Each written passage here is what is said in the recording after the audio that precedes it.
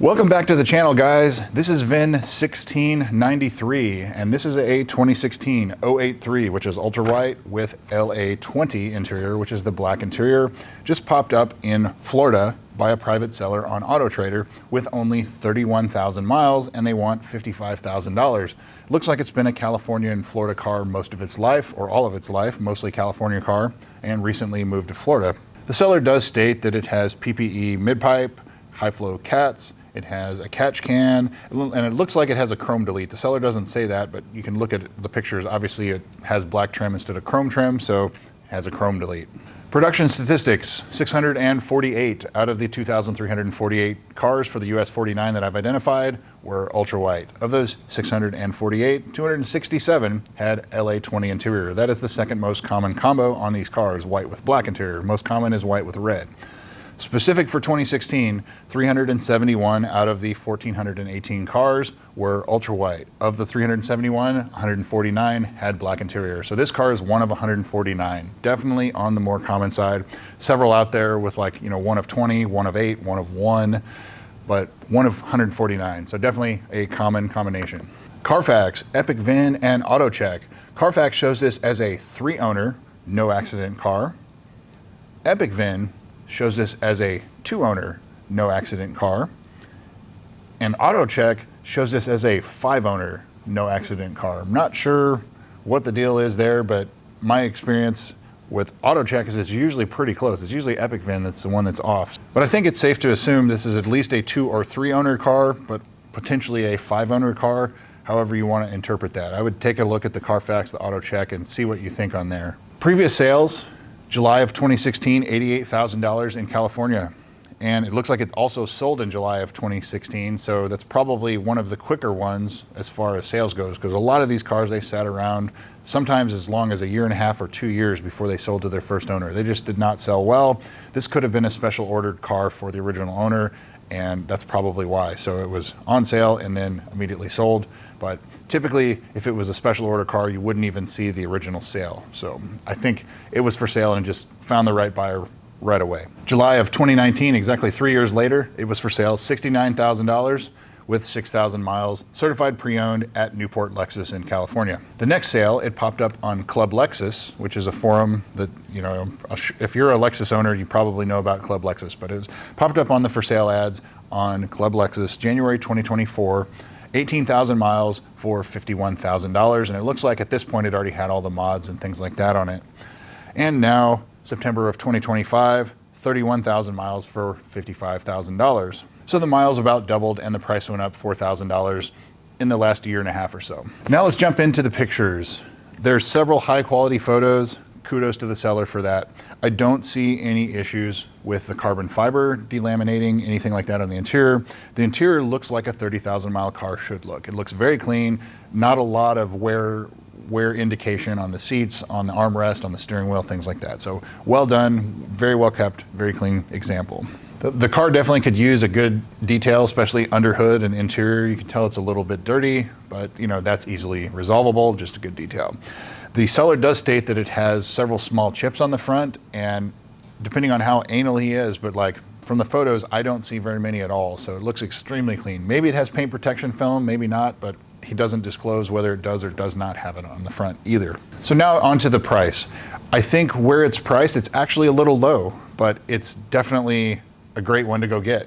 And we'll talk about that here in a minute. But I think this car should be mid to upper 50s, or really 60. You could probably go as high as 60 just because it's so clean, but there's several others that have been recently sold around this mileage and for a 2016 that have sold $58,000 to $60,000. So I think this car being priced at $55,000 is actually a little bit low, but it's still a good deal. And it is a clean title, no accident car, which you've heard me talk about in other videos. There are less than 1,000 GSFs here in September 2025 for the US 49 market that are clean title, no accidents. And so this is one of those. So onto the service history. So I would not call this a extremely well serviced, Lexus serviced car in the last couple years. It looks like it's been maintained at a Ford dealer in California when it was there.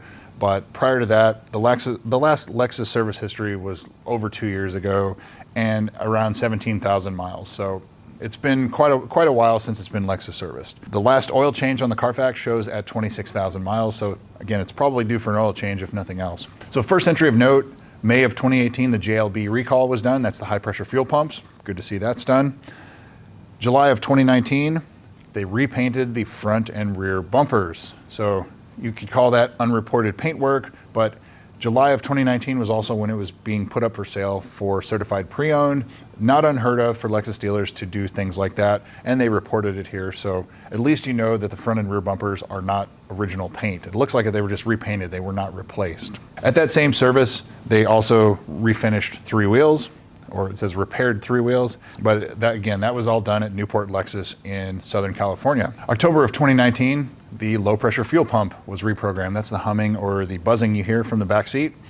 Common issue, common fix, and that seems to resolve it for everybody that's had that issue. March of 2020, the KLG, also known as the 19LE05, that customer service campaign was done. That's the GPS reprogramming where it shows you off on the side of the road when you're really on the main road or something like that. But there is a fix for it. They update the firmware and it's resolved. So that's another common issue that these cars have that this car has had addressed. At that same service, they stated that the fuel pump or fuel injector light was showing on the dash. I haven't heard of that. I'm not sure what it was. The tech looked at it, didn't see any stored codes. That's all. So just something of note, but kind of odd there. July of 2023, which was the last Lexus service, 17,000 miles, front pads and rotors, and the customer supplied the parts. So I don't know if they're OEM parts, aftermarket, whatever, but there were new front brakes that were done at 17,000 miles. So finally, would I buy this car at this price? Absolutely. It is a clean title, no accident car. It's priced low for where the market is right now, but things that you have to put money aside for in the future, get the valley plate inspected to make sure it's not leaking. If it's not, put some money aside because it's going to be leaking in the future. At the dealer, $2,000+, independent mechanic, $1,200 to $1,500 to get that done. Very, very labor intensive job, but that does not appear to have been done on this car. So valley plate, lower control arm bushings, front lower control arm bushings. Turn the wheels left and right, look at the insides of the front tires, make sure you don't see any excessive tire wear. If you do, tires, alignment, and lower control arm bushings, that can get expensive quick as well. On a note for the tires, because this is a low mile example, I would look at tire date codes. And if you don't know how to do that, there's a 4-digit code on the outside of every tire. It's the week, and a 2-digit week, and a 2-digit year of when they're manufactured. So 0816 is the 8th week, or like the end of February, beginning of March of 2016. If this car has 2016 date code tires, then you're definitely gonna have to replace the tires. But at 30,000 miles, this car should have had at least one set of tires, but that's something on you. Make sure you inspect that. So the carbon fiber trim on the interior appears to be all original. If you're gonna take this car to a cold climate, definitely expect that to start delaminating. That seems to affect the cars in the cold climate much more than the warm climate cars. However, it does seem to affect those as well, just not as much. But right now, it looks like the carbon fiber is okay, but that's just something, you know, to put that in your mind, put some money aside for this car if you're buying it. The HVAC servo sweep or the HVAC in general, that's something I would inspect. Set one side to max hot, one side to max cold, go cycle through the defrost, the face, the feet, the rear, and then vice versa. Make sure everything responds like it should. If it doesn't, that could be potential expensive service in the future because you have to remove the dash to replace some of those servos. But the Band-Aid that Lexus offers is they will do what's called a servo sweep, which basically puts the max and the minimum limits on each of those servos, kind of relearns everything. And that seems to be a Band-Aid for some. Others, it resolves it completely. But that's just another thing to think about. It definitely looks like a great example, and it's priced extremely well for where the market is on these cars right now. So I would 100% go check this one out. Worth looking at. If you've got the dollars, it is a clean title, no accident car with, I don't see any real red flags. So 1693, guys. VIN 1693. Thanks again for watching. We'll see you soon.